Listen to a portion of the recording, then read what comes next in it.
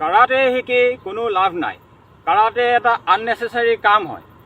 এইষাৰ কথা মোক এজন স্পৰ্টছ আঞ্চলিক ছেক্ৰেটেৰীয়ে কৈছিলে।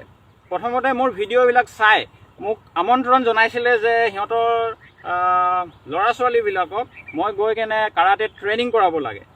মই প্ৰথম দিনাখনো ট্ৰেইনিং কৰালোঁ, দ্বিতীয় দিনাখন যেতিয়া ট্ৰেইনিং কৰাই শেষ কৰি কেনে মই ঘৰলৈ উভতি যাবলৈ লৈছিলোঁ, মোক তেখেতে আহি কেনে ক'লেহি যে আমাৰ ল'ৰা ছোৱালীবিলাকক আমি কাৰাটেটো কৰাবলৈ বিচৰা নাই, আমি ফুটবলতহে দিম বুলি ভাবিছোঁ। আমি মাক দেউতাকৰ কনচেণ্ট ল'ব লাগিব, বিভিন্ন ধৰণৰ কথা ক'লে। তাৰপিছত তেখেতে কৈছিলে যে মই এজন নিজে ফুটবলাৰ হয় আৰু মই ডিষ্ট্ৰিক্ট লেভেলত মই ফুটবল খেলিছোঁ আৰু মই হৈছোঁ আদত চে মজবুৰ। যেতিয়া মই গম পালোঁ যে তেখেত এজন ফুটবলাৰ হয় আৰু ডিষ্ট্ৰিক্ট লেভেলত খেলিছে, মই সুধিলোঁ যে যোনটো ফিফা ৱৰ্ল্ড কাপৰ ফুটবল 5 নম্বৰ চাইজ, তাত পেনেল লগা থাকে, 32 পেনেল, 32টা পেনেল লগা থাকে, তাত যে চিলাই কৰা থাকে টোটেল কিমান চিলাই থাকে। তেখেতে যদি নেজানে, মোক নেজানো বুলি কোৱা হ'লেও হয়, তেখেতে মোক উল্টাই প্ৰশ্ন সুধিছে যে আপুনি যদি জানে আপুনি কওকচোন। মই হৈছোঁ এজন কাৰাটে কৰা ব্লেক বেল্ট আৰু আপুনি হৈছে এজন ফুটবলাৰ ডিষ্ট্ৰিক্ট লেভেল প্লেয়াৰ, আপুনিহে ক'ব পাৰিব লাগিছিলে।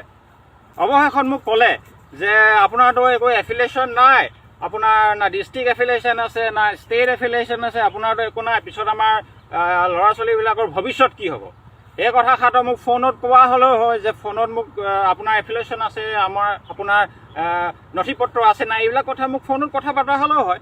প্ৰথমতে আমন্ত্ৰণ জনাই ল'লে, তাৰপিছত ক'ৰবাত কেনেকৈ গম পালে, তাৰপৰা সেইখিনি কৰি কেনে মই হ'ব আৰু একো কথা নাই, মই আপোনালোকৰ বিদায় লৈছোঁ।